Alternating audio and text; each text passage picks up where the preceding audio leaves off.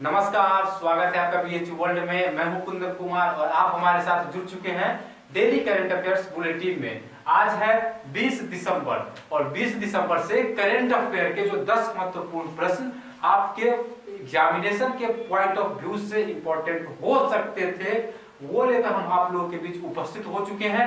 आप बोर्ड पर 10 प्रश्नों को देख सकते हैं कि आज हम किस किस प्रश्न पर चर्चा करने वाले हैं। सबसे पहले एक निधन हुआ है श्री राम लागू का, उसकी चर्चा करेंगे।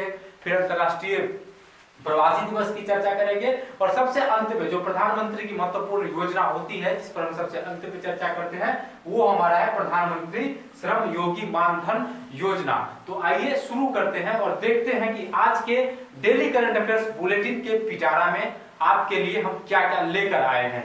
सबसे पहला क्वेश्चन है, श्री राम लागू का निधन हाल ही में हो गया है, वो कौन थे?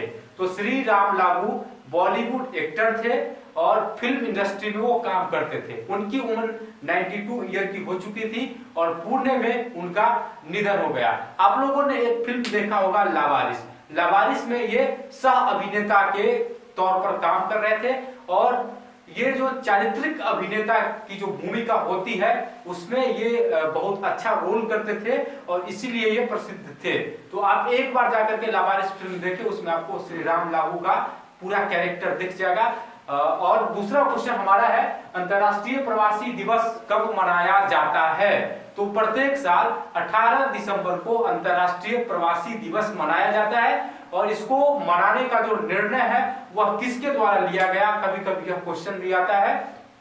तो इसको मनाने का जो निर्णय है वह संयुक्त राष्ट्र संघ के महासभा के द्वारा लिया गया था और जिस साल प्रत्येक साल अंतर्राष्ट्रीय प्रवासी दिवस मनाने का निर्णय लिया गया था वह साल था 1990, 1990। अब तीसरा क्वेश्चन हमारा है, पूर्व शासक एवं पूर्व राष्ट्रपति को मृत्यु दंड किस देश के पूर्व शासक कहिए या फिर पूर्व राष्ट्रपति कहिए, उनको मृत्यु दंड की सजा मिली है?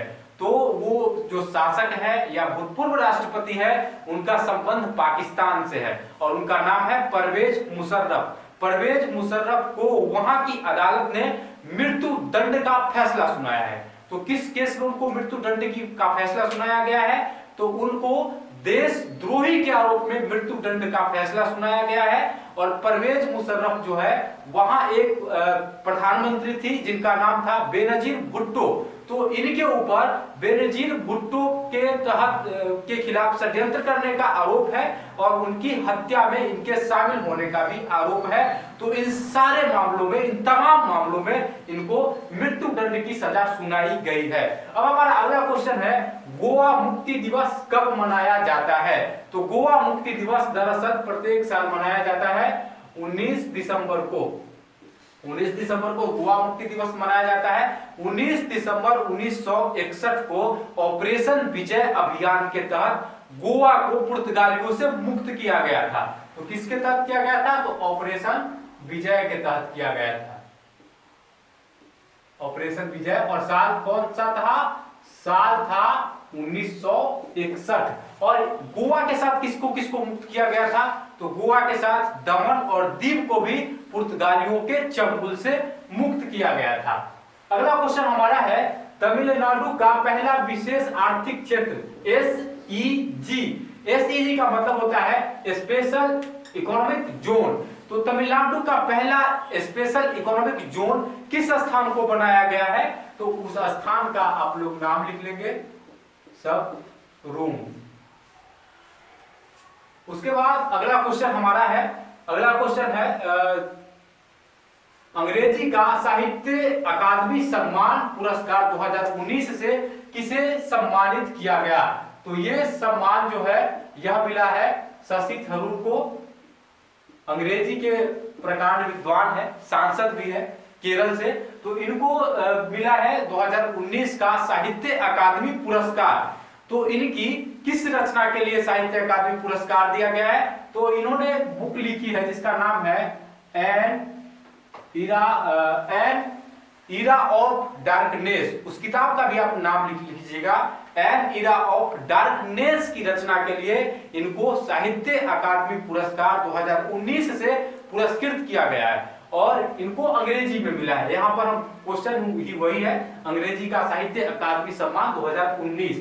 अब अगला क्वेश्चन है हिंदी का साहित्य अकादमी सम्मान 2019। हम ऊपर अंग्रेजी की चर्चा कर रहे थे, अब हम हिंदी के बारे में बता दे रहे हैं। ये दोनों इंपॉर्टेंट है क्योंकि ये दोनों से क्वेश्चन आने की संभावना रहती है। तो हिंदी को जिनका मिला है उनका नाम है नंद किशोर आचार्य। नंद किशोर आचार्य को मिला है और इनको इनकी किस रचना के लिए प्राइज मिला है? तो इनका एक कविता संग्रह है और उस कविता संग्रह का नाम है छिलते हुए अपने, और छिलते हुए अपने के लिए इनको यह पुरस्कार मिला है। अब साहित्य अकादमी पुरस्कार हर वर्ष दिया जाता है और यह 23 भारतीय भाषाओं के सर्वोत्कृष्ट जो सबसे अच्छे साहित्यकार होते हैं उनको प्रदान किया जाता है। अब हमारा अगला क्वेश्चन है प्रधानमंत्री द्वारा लिखित पुस्तक का ब्रेल संस्करण। प्रधानमंत्री ने एक पुस्तक लिखी थी, उस पुस्तक का नाम था एग्जाम वॉरियर। अब वो दृष्टिहीनों को पढ़ने के लिए भी अब बाजार में उपलब्ध है और उसका ब्रेल संस्करण जो है उसका विमोचन किया गया है। तो उसका जो विमोचन है वह किसके द्वारा किया गया है? तो उसका विमोचन किया गया है थावर चंद गहलोत के द्वारा। और थावर चंद गहलोत कौन है? तो थावर चंद गहलोत सामाजिक न्याय एवं आधिकारिता मंत्री हैं। आप इस बात को नोट कर लेंगे। आपसे एग्जाम में इस तरीके से भी क्वेश्चन आ सकता है कि एग्जाम वॉरियर पुस्तक के लेखक कौन है। आप इस बात को अच्छे से अंडरलाइन कर लेंगे और लिख लेंगे कि एग्जाम वॉरियर के लेखक नरेंद्र मोदी है। पुस्तक का नाम है एग्जाम वॉरियर और इसके लेखक कौन है? इसके लेखक है नरेंद्र मोदी जी, भारत के प्रधानमंत्री। और इसका जो ब्रेल संस्करण है वह भी बाजार में आ चुका है और उसी का विमोचन किया है थावर चंद गहलोत के, थावर चंद गहलोत ने जो केंद्र में सामाजिक न्याय एवं आधिकारिता मंत्री हैं। अब हमारा अगला क्वेश्चन है अंतरराष्ट्रीय क्रिकेट में 2 बार हैट्रिक लेने वाला भारत का पहला गेंदबाज कौन बना है? पहले ऐसे गेंदबाज है जिन्होंने 2 बार अंतरराष्ट्रीय क्रिकेट में हैट्रिक विकेट लिया है। उनका नाम क्या है? तो उनका नाम है कुलदीप यादव। भारत और वेस्ट इंडीज के बीच में एक दिवसीय श्रृंखला चल रही थी, इसी में कुलदीप यादव ने हैट्रिक विकेट लिया था। अगला क्वेश्चन हमारा है प्रधानमंत्री श्रम योगी मान धन योजना की शुरुआत कब की गई? तो इस योजना की शुरुआत की गई थी 5 मार्च को और जिस साल इस योजना की शुरुआत हुई वह साल था 2019। तो दोस्तों ये था हमारा आज का डेली करंट अफेयर्स बुलेटिन। अब हम इसी तरीके से पढ़ाएंगे, बोर्ड पर बहुत कम बात लिखेंगे लेकिन जो महत्वपूर्ण चीजें हैं वो हम बोर्ड पर जरूर लिखेंगे। और इसके अलावे प्रत्येक दिन जो भी पढ़ाया जाता है, जो भी बोर्ड पर लिखा जाता है, उसका पीडीएफ हिंदी और अंग्रेजी दोनों भाषाओं में आपको डिस्क्रिप्शन बॉक्स में मिल जाता है। जब हम पीडीएफ आपको प्रोवाइड करा ही रहे हैं इसलिए हम शॉर्ट फॉर्म में लिखते हैं और जिन 10 प्रश्नों पर चर्चा हमको करना होता है उसका बस हम शीर्षक लिख लेते हैं। तो आपको घबराने की कोई जरूरत नहीं है। विस्तार से जानने के लिए आप डिस्क्रिप्शन बॉक्स में जाएं और वहां से जो पीडीएफ आपको मिलता है वहां से आप पीडीएफ डाउनलोड कर ले। पीडीएफ हर दिन आप लोगों के लिए डिस्क्रिप्शन बॉक्स में डाला जाता है। तो अब बारी आती है आपसे 3 क्वेश्चन पूछने की, आपसे सवाल पूछा जाए। उससे पहले जो पिछले वीडियो में आपसे सवाल किया गया था उसका जवाब हम आपको देते चले। पिछले वीडियो के पहले सवाल का जवाब है जुबा। प्रश्न क्या था? प्रश्न था दक्षिण सूडान की राजधानी। आप लोगों ने बहुत ही अच्छा जवाब दिया है और हम उम्मीद करते हैं कि आपसे जो भी प्रश्न पूछा जाता है आप इसी तरीके से कमेंट बॉक्स में जवाब देते रहे। दूसरा क्वेश्चन का जो जवाब है वह उड़ीसा है। दूसरा क्वेश्चन क्या था? क्वेश्चन था चांदीपुर कहां अवस्थित है, जहां से ब्रह्मोस का परीक्षण किया गया है। तो वो चांदीपुर जो है वह उड़ीसा में अवस्थित है। और तीसरा क्वेश्चन आपका था ब्रह्मोस मिसाइल जो है वह किन 2 नदियों के नाम पर पड़ा है? तो वह ब्रह्मपुत्र जो भारत की नदी है और मस्कवा जो रूस की नदी है, इसी दोनों नदियों के नाम पर ब्रह्मोस मिसाइल का नाम रखा गया है। हम उम्मीद करते हैं कि आप लोगों से जो भी प्रश्न पूछा जाता है आप इसी तरीके से कमेंट बॉक्स में उसका जवाब दें। तो आज का पहला क्वेश्चन आपको बताना है परवेज मुशर्रफ किस देश के पूर्व राष्ट्रपति हैं? पहला क्वेश्चन।